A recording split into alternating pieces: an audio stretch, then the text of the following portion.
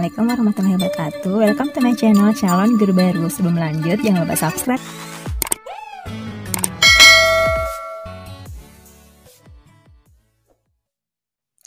Oke teman-teman, di video kali ini kita akan melanjutkan pembahasan mengenai soal SKB untuk keguruan, khususnya mengenai kemampuan pedagogi guru. Dan ini untuk semua formasi guru ya teman-teman, bisa dipelajari asal kalian melamar untuk formasi keguruan. Oke, kita langsung aja ke soalnya. Soal nomor 1, kompetensi dasar atau KD pada tema pembelajaran indahnya keberagaman, yaitu memahami arti bersatu dalam keberagaman di rumah, sekolah, dan masyarakat atau C2. Guru ingin meningkatkan pencapaian kompetensi siswa dari C2 memahami ke C6 atau mencipta. Maka rumusan indikatornya yaitu apakah A, menuliskan arti pentingnya bersatu dalam keberagaman di rumah, sekolah, dan masyarakat. B. Mendiskusikan bersatu dalam keberagaman di rumah, sekolah, dan masyarakat. C. Mempraktekkan salah satu tarian dan menyanyikan lagu daerah. D. Mengelompokkan gambar pakaian, tari daerah, dan makanan tradisional daerah. Atau yang E. Menampilkan hasil kreasi tari dari salah satu suku daerah. Nah, jadi teman-teman, jawaban yang tepat di sini agar guru dapat meningkatkan pencapaian kompetensi siswa dari memahami ke menciptakan, jawaban yang tepat adalah merumuskan indikator yang E, menampilkan hasil kreasi tari dari salah satu suku daerah. Nah, jadi di sini untuk menjawab soal tersebut, guru harus memahami tingkatan kognitif dengan kata kerja operasional. Contohnya, C1 untuk mengingat. Contoh kata kerja operasionalnya yaitu menyebutkan, menghafal, mengetahui, menuliskan, memberi label. Kemudian untuk C2 memahami, itu contoh kata kerja operasionalnya adalah menerangkan, mengartikan, merangkum, dan mengelompokkan. Tingkatan kognitif C3 atau menerapkan, kata kerja operasionalnya adalah melaksanakan, melakukan, melatih, membiasakan, membedakan, menyelesaikan, dan menggunakan. Kemudian, tingkatan kognitif C4 atau menganalisis, contoh kata kerja operasionalnya adalah memilih, menata, menyeleksi, mendiagnosis, mengedit, menguraikan, dan membedakan. Selanjutnya, tingkatan kognitif C5 yaitu mengevaluasi, kata kerjanya adalah membuktikan, memisahkan, menguji, mengukur, mengkritik, memvalidasi, dan memonitor. Sedangkan yang terakhir, tingkatan kognitif C6 atau mencipta, contoh kata kerjanya adalah membangun, membentuk, membuat, menampilkan, memperjelas, menemukan, dan menyusun. Jadi di sini kata kerja menampilkan itu termasuk dalam kata kerja tingkatan kognitif C6 atau menciptakan. Jadi yang paling tepat di sini adalah jawaban yang E. Oke, kita lanjut ke soal nomor 2. Seorang guru menyusun indikator pencapai kompetensi menjelaskan perambatan bunyi. Indikator tersebut masih perlu dirumuskan lebih spesifik menjadi tujuan pembelajaran, maka pernyataan yang tepat untuk rumusan tersebut adalah apakah A. Setelah melakukan percobaan, siswa dapat menjelaskan perambatan sumber bunyi dengan benar. B. Setelah melakukan percobaan, siswa dapat membandingkan hasil perambatan bunyi melalui benda padat, cair, dan gas. C. Setelah membaca instruksi, siswa mampu mempraktekkan langkah-langkah percobaan perambatan bunyi. D. Membandingkan hasil perambatan bunyi melalui benda padat, cair, dan gas dengan benar. Atau yang E. Siswa dapat menjelaskan perambatan sumber bunyi dengan benar.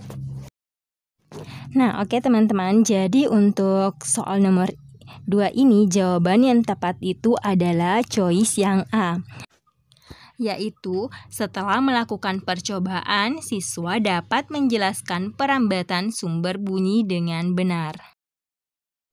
Nah, jadi unsur-unsur dalam merumuskan tujuan pembelajaran itu harus memenuhi kaidah A, B, C, dan D. Apa itu A, B, C, dan D? Yaitu A adalah audience, yaitu peserta didik yang akan belajar. B, behavior adalah perilaku yang spesifik yang akan dimunculkan oleh peserta didik setelah selesai memperoleh pengalaman belajar dalam pelajaran tersebut. C, condition adalah kondisi yang berarti batasan yang dikenakan kepada peserta didik atau alat atau peralatan yang digunakan peserta didik pada saat dilakukan penilaian.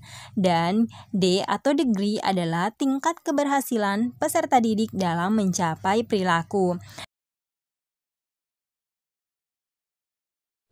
Soal nomor 3, dalam rencana pembelajaran atau RPP yang disusun guru, tujuan pembelajaran dimaksudkan untuk memahamkan konsep dengan mengajak berdiskusi dan memperlihatkan gambar letak wilayah Indonesia. Materi yang tepat untuk kegiatan pembelajaran tersebut adalah apakah A. Perbandingan luas wilayah Indonesia dengan luas wilayah negara sekitar, B. Letak astronomis Indonesia, C. Letak Indonesia di antara wilayah-wilayah sekitar, D. Menggambar letak wilayah Indonesia, atau yang E. Hubungan wilayah Indonesia dengan wilayah negara sekitar. Nah, teman-teman, untuk choice yang tepat di sini adalah tentu saja yang A, yaitu perbandingan luas wilayah Indonesia dengan luas wilayah negara sekitar. Nah, untuk menentukan materi yang tepat itu dapat dipelajari hal-hal sebagai berikut. Yang pertama, fakta, yaitu apabila siswa diminta untuk menyebutkan nama, kapan, di mana suatu peristiwa terjadi. Konsep, apabila siswa diminta untuk mengemukakan definisi, membedakan dua hal, dan mengklasifikasikan. Yang ketiga, prosedur, yaitu di mana apabila siswa diminta untuk menjelaskan langkah-langkah pemecahan suatu persoalan menurut prosedur tertentu.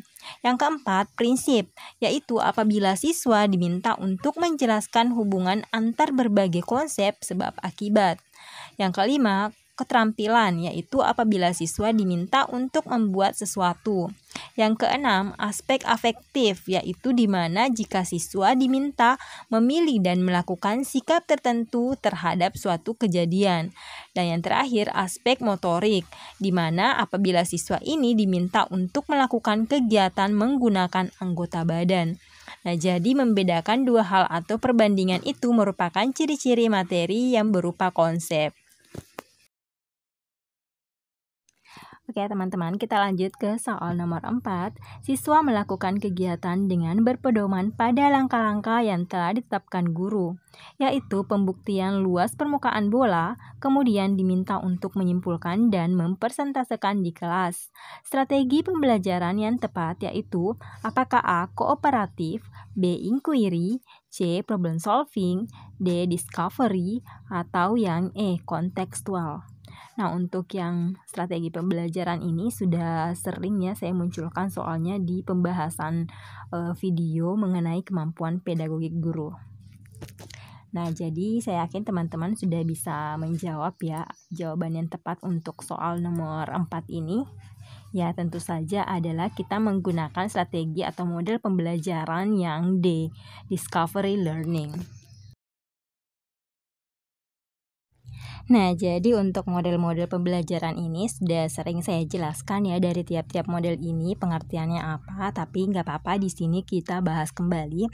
Jadi untuk menjawab dari soal nomor 4 ini, kita harus dapat memahami jenis-jenis atau model-model pembelajaran dan karakteristiknya. Seperti misalnya kooperatif, yaitu suatu strategi pembelajaran yang terstruktur secara sistematis di mana siswa-siswa bekerja sama dalam kelompok-kelompok kecil dengan anggota antara sekitar 4 sampai dengan 5 orang secara heterogen untuk mencapai tujuan-tujuan bersama. Yang kedua, problem solving merupakan kerangka konseptual tentang proses pembelajaran yang menggunakan masalah-masalah real dalam kehidupan nyata atau otentik. Nah, ini bersifat tidak tentu, terbuka, dan mendua untuk merangsang dan menantang siswa bersikap kritis untuk memecahkan masalah. Yang ketiga, inquiry adalah proses untuk memperoleh dan mendapatkan informasi dengan melakukan observasi atau eksperimen guna mencari jawaban maupun memecahkan masalah terhadap pertanyaan atau rumusan masalah dengan menggunakan berpikir kritis dan juga logis. Nah, yang terakhir discovery learning. Oh, ini bukan yang terakhir ya.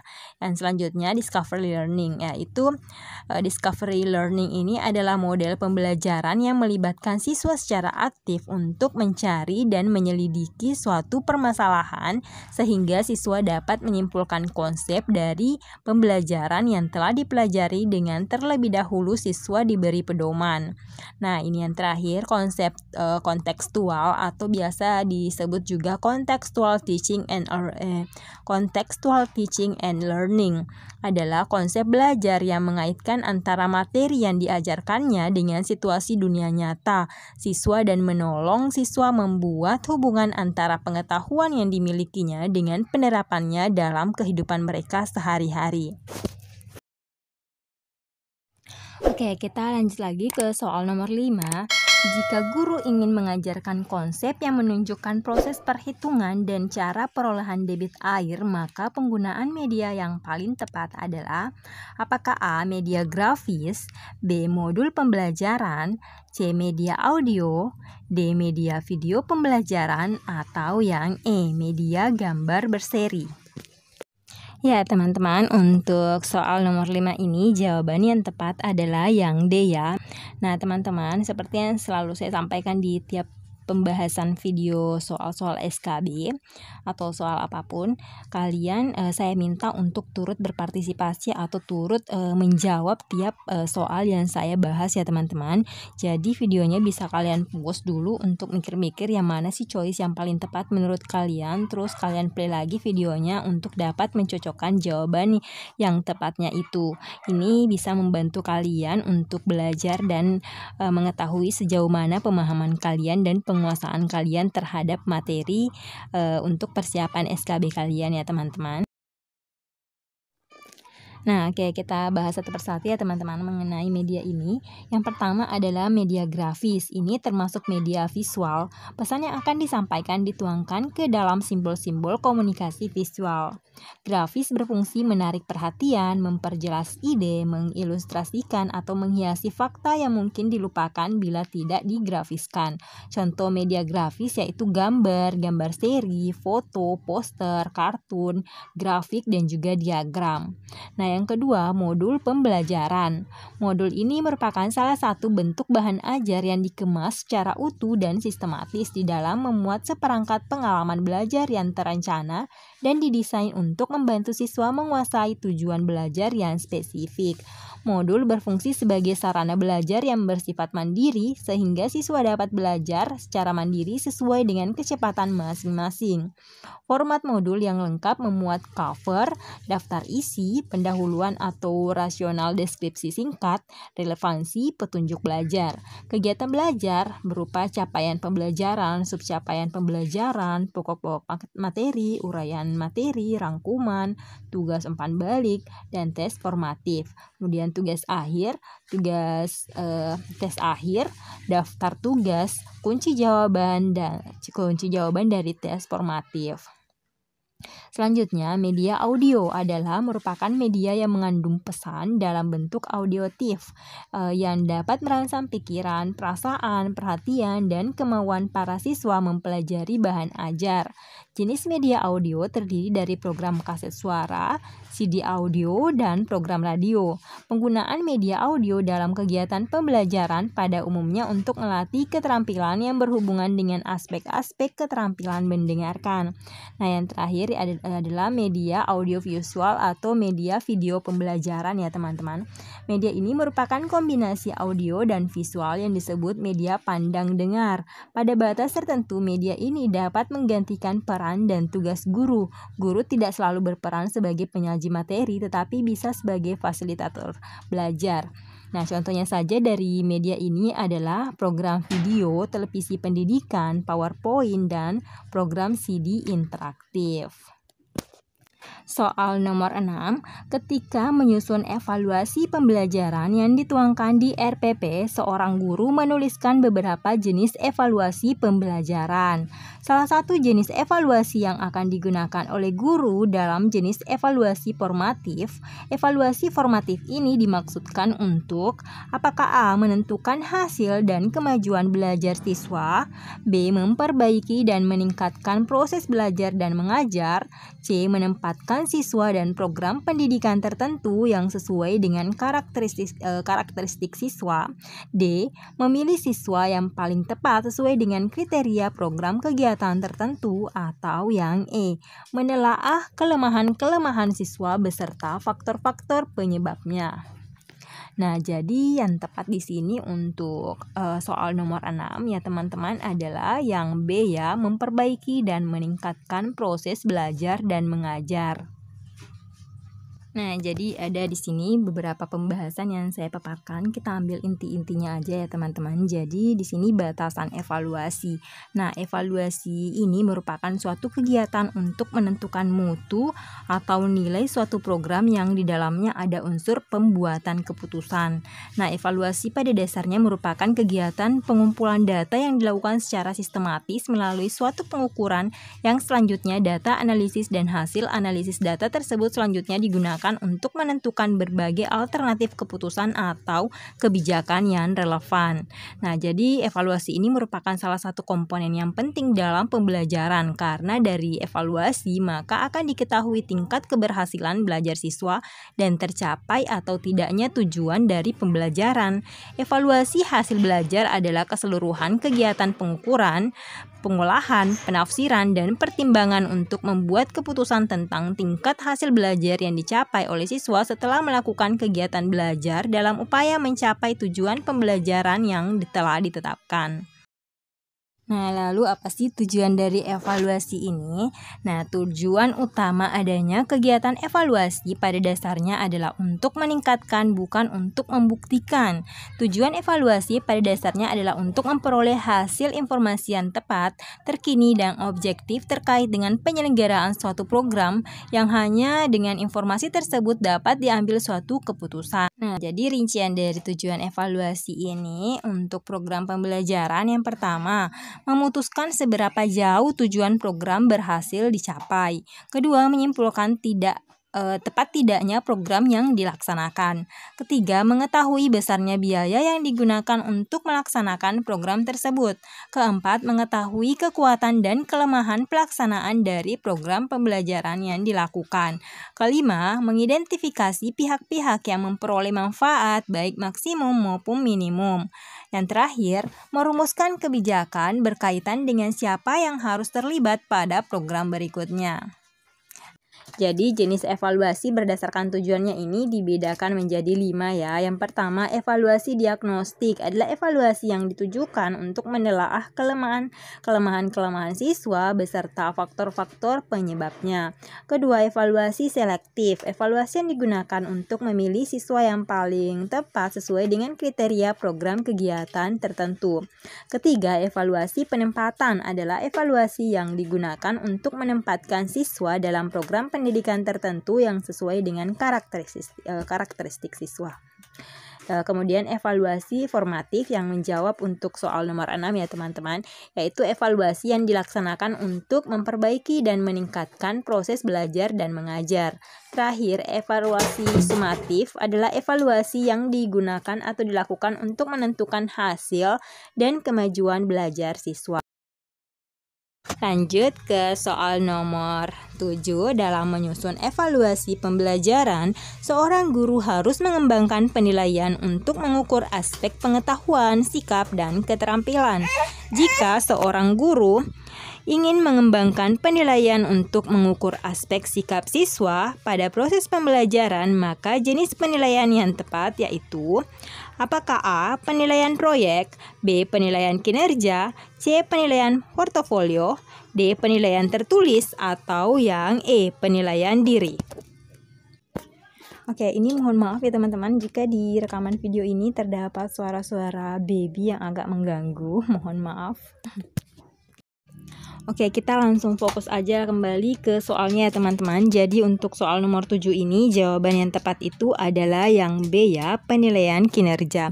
Ini juga sudah sering saya bahas di video pembahasan kemampuan pedagogik guru mengenai soal-soal seperti ini ya teman-teman. Jadi saya yakin kalian pasti sudah tahu lah dan sudah bisa lah menjawabnya ya teman-teman. Bahwa ini adalah yang paling tepat, choice-nya adalah penilaian kinerja.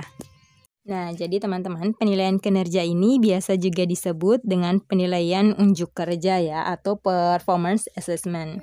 Bentuk penilaian ini gunakan untuk mengukur status kemampuan belajar peserta didik berdasarkan hasil kerja dari suatu tugas. Nah, jadi pada penilaian kinerja ini peserta didik diminta untuk mendemonstrasikan tugas belajar tertentu dengan maksud agar peserta didik mengaplikasikan pengetahuan dan keterampilan yang dimilikinya.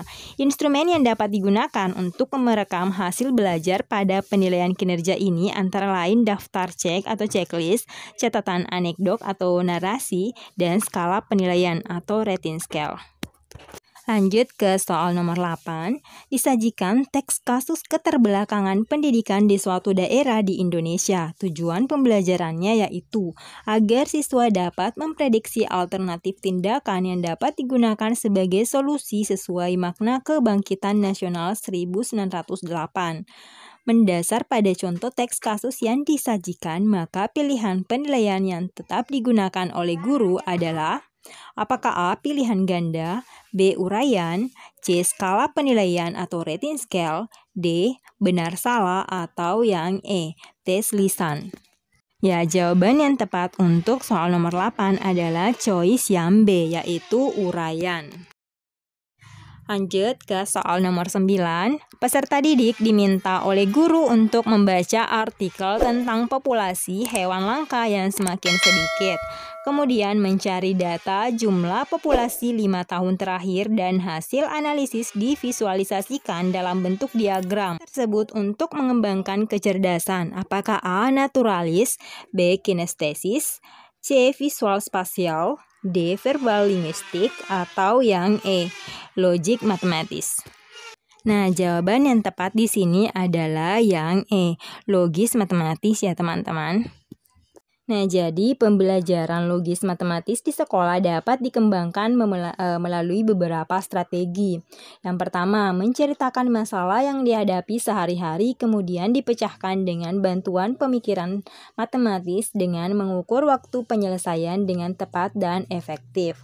Yang kedua, merencanakan suatu eksperimen dengan menggunakan metode ilmiah yang diawali dengan mengungkapkan masalah, membuat hipotesis, melakukan percobaan, menafsirkan data, dan menarik kesimpulan.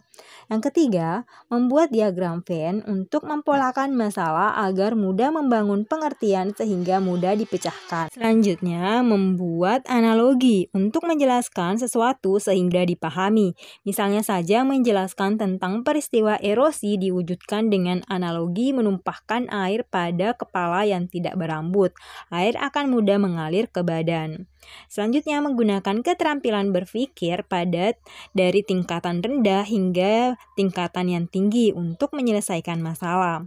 Selanjutnya, mengkategorikan fakta-fakta yang dipelajari sesuai sifat dan jenisnya untuk memudahkan mengingat. Dan terakhir, merancang suatu pola atau kode atau simbol untuk mengetahui objek yang dipelajari. Oke, kita lanjut ke soal terakhir untuk video kali ini, yaitu soal nomor 10. Peserta didik diminta oleh guru untuk mengamati perilaku moral yang ada di sekitar sekolah tanpa memberikan instrumennya. Hasil laporan dari peserta didik menjadi bahan diskusi di kelas. Strategi pembelajaran yang digunakan guru adalah apakah A. Discovery, B. Eksperimen, C. Heuristik, D. Inquiry, atau yang E. Expository. Ya, mohon maaf ya teman-teman jika di suara video ini agak ribut soalnya tetangga samping rumah itu sedang melakukan renovasi rumah. Oke, kita langsung fokus lagi ke pembahasan soalnya. Jadi untuk soal nomor 10 ini jawaban yang tepat adalah di choice yang D ya teman-teman, inquiry. Oke, kita bahas lagi mengenai strategi pembelajaran ini ya teman-teman. Yang pertama itu strategi pembelajaran deduktif adalah materi atau bahan pelajaran diolah dari mulai yang umum, generalisasi rumusan ke yang bersifat khusus atau bagian-bagian. Bagian itu dapat berupa ciri-ciri ya teman-teman. Nah, strategi deduktif dapat digunakan dalam mengajarkan konsep baik konkret maupun konsep terdefinisi. Yang kedua, strategi pembelajaran induktif. Materi diolah dari yang khusus atau sifat, seperti sifatnya, ciri-ciri, dan atribut ke yang bersifat umum, generalisasi atau rumusan. Strategi induktif dapat digunakan dalam mengajarkan konsep, baik konsep konkret maupun terdefinisi. Yang ketiga, strategi pembelajaran ekspositori adalah bahan atau materi pelajaran yang diolah oleh guru. Dengan strategi ekspositori, guru yang mencari dan mengolah bahan pelajaran, yang kemudian menyampaikannya kepada siswa. Strategi ini dapat digunakan dalam mengajarkan berbagai materi pelajaran, kecuali yang sifatnya pemecahan masalah ya teman-teman. Karena kan kalau pemecahan masalah pasti masalahnya dari guru terus dilemparkan kepada siswa untuk mencari solusinya. Nah, selanjutnya strategi pembelajaran heuristik adalah bahan atau materi pelajaran yang diolah oleh siswa. Nah, siswa yang aktif mencari dan mengolah bahan pelajaran, guru sebagai fasilitator memberikan dorongan dan arahan. Strategi ini dapat mengajarkan berbagai materi pelajaran termasuk pemecahan masalah ya. Nah, yang terakhir, strategi pembelajaran inquiry adalah proses untuk memperoleh dan mendapatkan informasi dengan melakukan observasi dan eksperimen guna mencari jawaban maupun memecahkan masalah terhadap pertanyaan atau rumusan masalah tanpa bimbingan guru sebelumnya agar siswa mampu berpikir kritis dan juga logis. Nah, oke teman-teman, demikian ya video pembahasan SKB kali ini. Untuk video SKB lainnya yang membahas mengenai kemampuan pedagogik guru dapat kalian lihat di playlist. Nanti linknya saya simpan di description box. Dan tetap semangat belajar ya teman-teman, karena feelingnya sih kayaknya SKB-nya bakal jadi dilaksanakan Agustus atau September ini. Apalagi kan pemerintah sudah menerapkan new normal ya teman-teman. Nah, jadi kayaknya kalian memang harus lebih matang lagi persiapan untuk menghadapi SKB. Oke, semoga lulus ya teman-teman. Terima kasih. Oke, sekian video untuk hari ini. Thank you for watching. Jangan lupa subscribe, like, comment, and share. Assalamualaikum warahmatullahi wabarakatuh.